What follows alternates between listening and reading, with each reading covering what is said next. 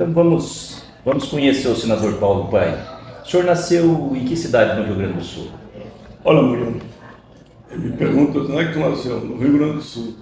A gente que todo político fala numa cidade, mas eu nasci em Caxias do Sul. Caxias do Sul. Caxias do Sul, Rio Grande do Sul. Desde muito cedo já aprendi que filho de pai e mãe que ganhavam salário mínimo, né, que eu tinha que fazer pela vida. E desde muito cedo eu já comecei a me preparar na escola e no trabalho artesanal. Um vizinho da minha casa, Atílio Povo, eu fazia umas bolinhas de barro, 9, 10 anos, e ele fazia os vasos, né, que era uma cerâmica, uma artesão, né?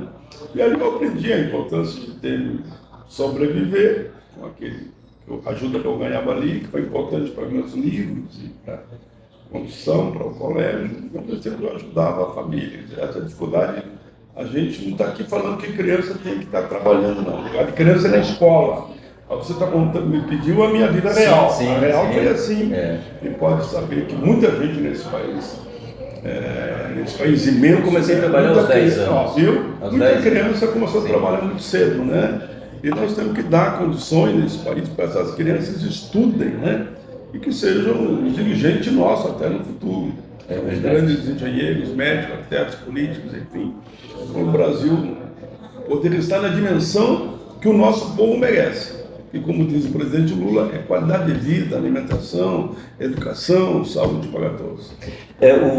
O senhor trabalhou com esse ceramista e ao mesmo tempo o senhor estudava? Isso, de manhã eu ia para lá, ficava com ele lá, um amigo do pai, da minha mãe, Atílio Povo, eu lembro o nome dele. E à tarde eu ia para a escola direto. Os pais não perdoavam que eu não fosse para a escola. Escola pública? Escola pública, sempre, eles ganhavam salário mínimo, escola pública, nem sonhava quem quer uma escola privada. Sempre escola pública. O senhor entrou no movimento sindical, o senhor tem ideia de que ano, qual foi o processo que te levou ao movimento sindical? Olha, eu entrei no movimento sindical ainda na época do golpe, que em 64 deu golpe. Eu já era estudante do Senai e fazia o ginásio noturno para trabalhadores. Sempre nessa história, né? Aprendi o curso técnico e a educação formal. E já com 14 anos eu era presidente do ginásio noturno para trabalhadores. Né? E depois, com o golpe, eles me afastaram, por causa das mobilizações, que eram os coordenadores. Eles me afastam e me mandam para um outro ginásio noturno para trabalhadores, mas com o compromisso de eu não fazer política lá. Eu estava lá um mês, no segundo mês eu liguei presidente do Grêmio. Daí me tiraram de novo. Daí, tu vai ter que sair, não dá, assim não dá.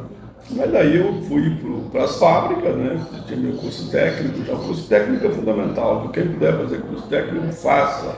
Né? Porque ele é uma preparação para você fazer um nível superior depois e ter um salário decente.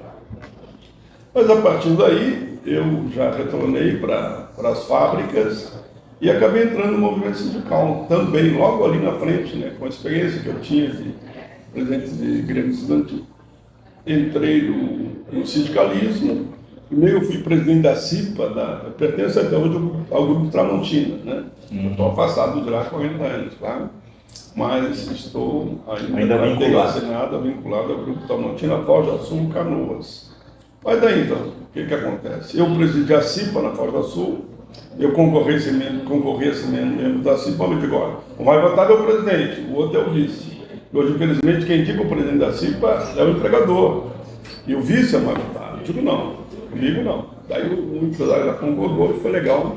Depois, em seguida, eu assumi a presidência, claro, na disputa eleitoral do Sindicato dos Metalúrgicos de Canoas. Aí fui presidente. Na sequência, acabei indo para a Central Estadual de Trabalhadores do Rio Grande do Sul, também como presidente. E na sequência, virei já secretário-geral e vice da CUT Nacional. Você foi o primeiro secretário-geral da CUT Nacional? Foi o primeiro secretário-geral da CUT Nacional, exatamente. Você lembra, o tempo correto, 83. Eu lembro eu era fazer parte da ProCUT aqui no estado, quando discutiu que o senhor estava muito ocupado com o mandato de deputado federal e não tinha muito tempo para dedicar à secretaria-geral. Isso. Daí foi feita a mudança para vice-presidente. Exato. Olha, ele sabe mais do que eu da minha história. Isso é legal, viu? Exato. Daí eu fui deslocado para vice-presidente, e depois tive que ir ali na frente e ficar só no parlamento, porque não dava, cara, nem para ser vice-presidente, muito menos secretário-geral. Aí fiquei cuidando do mundo do trabalho, principalmente, as cláusulas sociais, né, que são tão importantes para todo o nosso povo e toda a nossa vida. Senador, vamos dar um salto de 87, 88 para cá. Quando na Constituinte, o senhor foi um dos deputados mais atuantes na Constituinte, e lá com o embate surgindo, o centrão, todo esse debate, mas o estado de bem-estar social pensado naquele período na Constituição, e depois foi sendo construído lentamente com a luta dos trabalhadores e a pressão dos trabalhadores,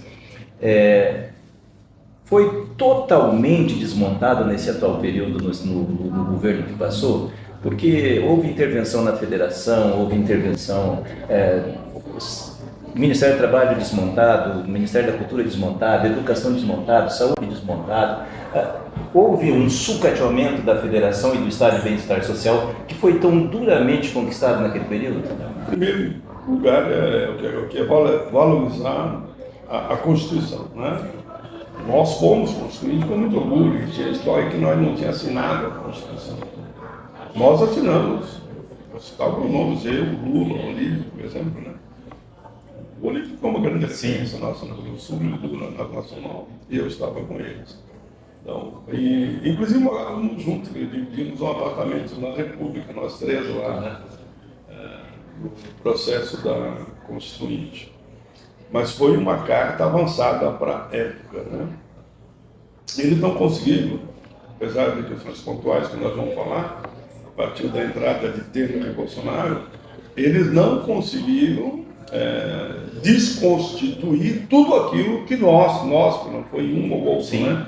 Que nós, inclusive negociando com o Centrão, eu falei aqui na palestra que eu fiz, negociando com muita gente, com a habilidade dos nossos negociadores, nós fizemos uma Constituição moderna, com muito avanço social, regulamentando quilombola, regulamentando até os povos indígenas, temos que criar migração bem inafiançável, tudo na Constituição, né? Enfim, fizemos aquele capítulo da ordem social que é muito bom, avançamos na seguridade, na previdência, e isso, direitos individuais e coletivos também avançamos muito, e nada disso eles conseguiram mexer, certo? Tem cláusulas pétreas, né? Que nessa você não consegue mexer. Nós mantivemos até hoje, digo, o corpo do que há de melhor na Constituição veio dessa Assembleia Nacional Constituinte de 88. Bom, de lá para cá houveram momentos tristes na vida nacional, como foi o golpe contra a presidenta Dilma, né? Quando eles fazem o golpe, eles já tinham como meta atacar a Previdência, atacar o mundo do trabalho e todas aquelas propostas que olhavam com carinho para todo o povo brasileiro com o bem-estar social, né? Eles fizeram alguns estragos nesse período. Mas agora, como eu sou um otimista, né? Com a volta do presidente Lula, nós estamos recompondo tudo aquilo que eles destruíram nesse período. Fizeram um estrago muito grande, mas nada que a democracia não recupere, e com a boa vontade, digamos, daqueles homens e mulheres comprometidos com o país, de qualidade de vida para tudo, a gente não consiga fazer. Veja, o presidente Lula assumiu, porque vamos dizer que vai ser um ano, estamos aqui agora, já é praticamente novembro, né? Nesse um ano ele fez muito mais do que o governo Temer e Bolsonaro fizeram, e pelo contrário, além de fazer, ele foi reconstruindo aquilo que ele destruiu. Mas a gente acompanha aqui de bastante longe essa dificuldade, essa negociação que o governo do Lula tem tido para negociar com a Câmara dos Deputados. A força, aliás, a Câmara evoluiu não sei se para o bem ou para o mal, mas a Câmara de agora não é a mesma Câmara de 2002, quando foi eleito Lula. Tem outra formatação, outro entendimento, outro poder. Isso é ruim ou isso exercita muito mais o diálogo democrático?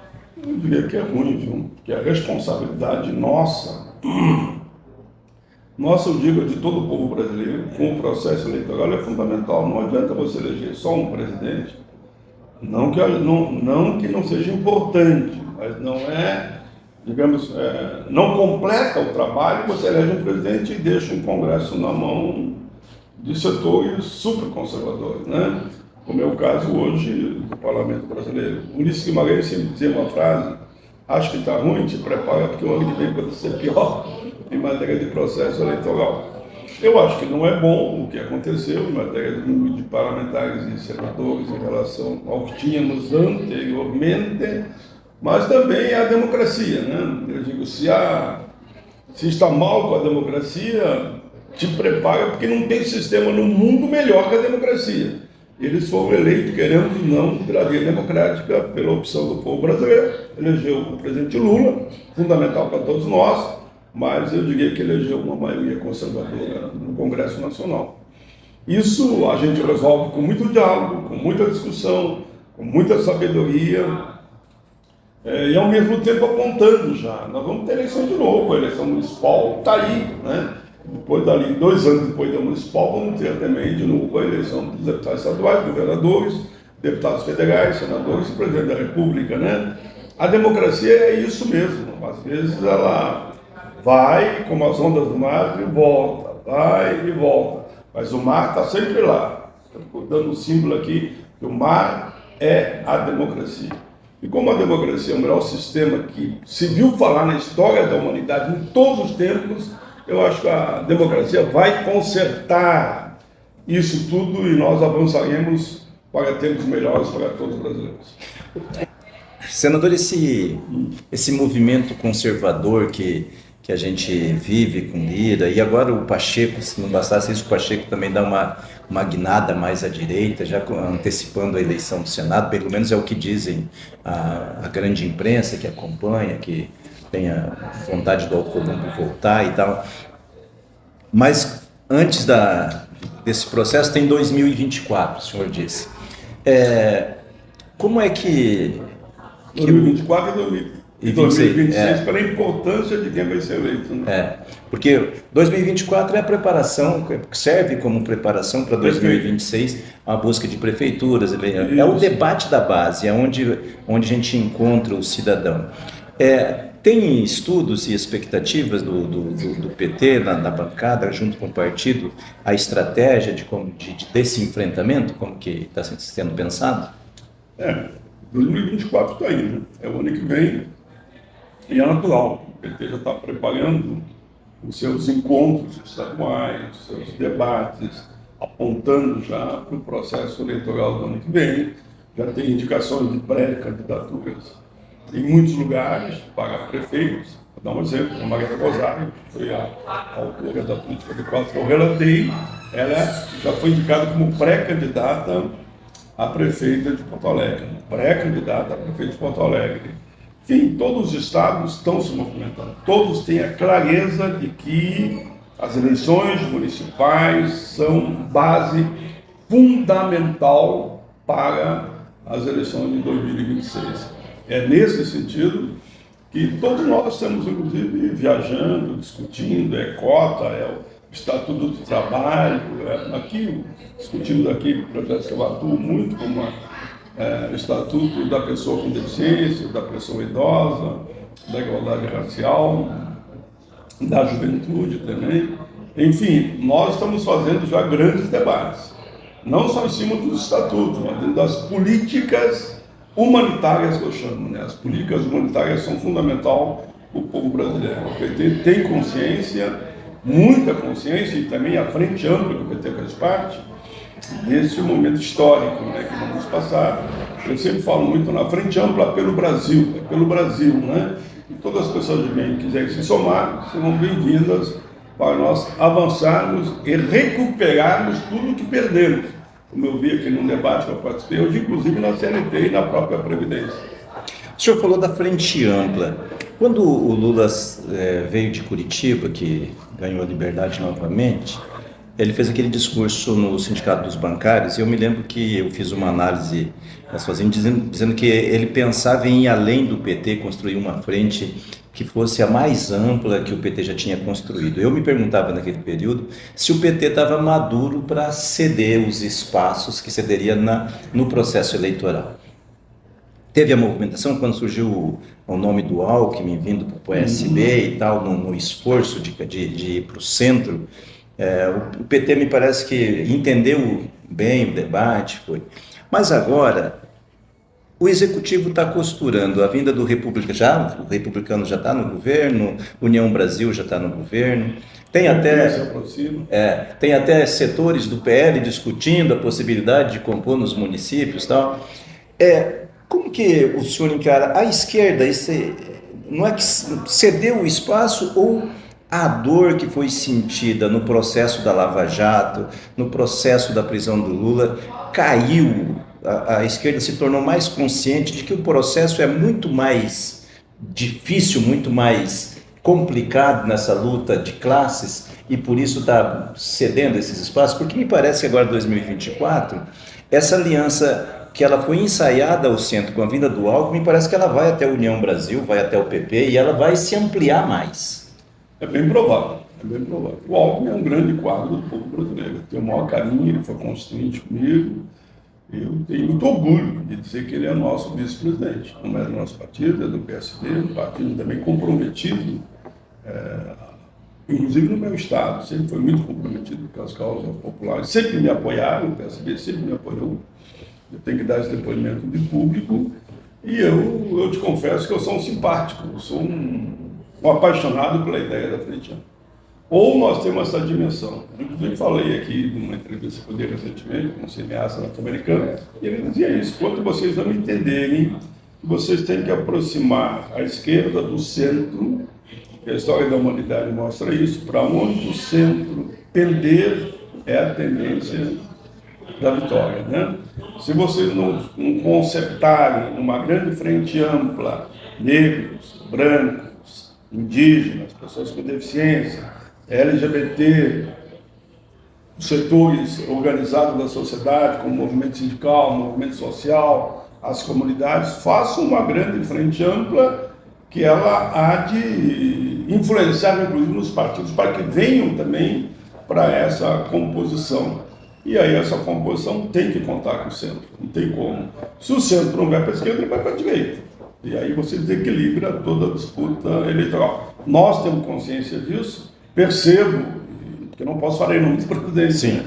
O presidente Lula, pela minha visão, tem também essa dimensão, por isso que às vezes alguns não entendem quando ele tem que ceder. Ele não cede porque ele quer dar uma de bonzinho. Ele cede porque a questão é a seguinte: ou vocês permitem mais espaço dentro do governo, nós não votaremos essa e essa matéria, como, por exemplo, a reforma tributária, que é fundamental. Como, por exemplo, só aproveitar esse gancho aqui, né? Então, nós temos que entender, na história da humanidade é assim: se nós não soubermos dialogar com o todo, nós não chegaremos lá. Nós vamos acabar sendo atropelado, como fizemos, queremos ou não, na época do governo Bolsonaro, né? Que ele pegou a direita e conseguiu puxar para o seu lado grande parte do centro. O senhor falou dessa construção, eu prefiro dizer dessa construção, dessa aliança dentro do Congresso Nacional do presidente Lula com o setor à direita para acelerar a votação. O senhor acredita que a reforma tributária, porque ela vai ser votada no Congresso agora, vai ter que voltar à Câmara novamente? Porque houve série de modificações. Não tem como dizer que não vai haver. Acredita que ela fica pronta esse ano? Olha, eu sempre digo, pela experiência que eu tenho lá no Congresso, que eu estou lá, como eu digo, vai para 40 anos agora com esse mandato, que faltam praticamente 3 anos. E cada experiência do que eu participei, convivi, fui testemunha da história, mostra que aquilo que tu acha que é impossível poderia ser votado em 15 dias. E aquilo que tu acha que é possível, se não for bem articulado, vai jogar de 10 anos para frente, né? Então, a reforma tributária, ela chegou no limite, eu estou lá há tanto tempo, e já repeti aqui, e até hoje não houve uma reforma tributária. Olha, 40 anos, dá para dizer, uns falam que é mais até, sem ter uma reforma tributária, é porque interessava o sistema que estava aí, que não houvesse mudanças. Como eu falei aqui, uma reforma tributária que pensa nos pobres, que quem ganha mais pague mais, quem ganha menos pague menos, que tem um olhar carinhoso para a questão da alimentação, como está proposto na cesta básica. Enfim, a reforma tributária tem que vir para atender um país como o nosso, que é um dos países que mais produz alimentos no mundo, e nós temos 32 milhões de pessoas que vivem ainda com insuficiência alimentar e 20 milhões passam fome. É esse o projeto do presidente Lula e do Haddad, que está fazendo um brilhante trabalho. O Haddad é um grande articulista também, e aí Lula e Haddad estão construindo esse caminho da reforma tributária. Eu quero acreditar que nós vamos aprovar até o fim do ano ainda, quero acreditar, né? Que torço para isso, né? Não é torcer nem acreditar, é também trabalhar. Espero que aconteça. Indo para encerrar, não podia deixar de perguntar, é a primeira vez que as grandes fortunas pagam imposto no Brasil com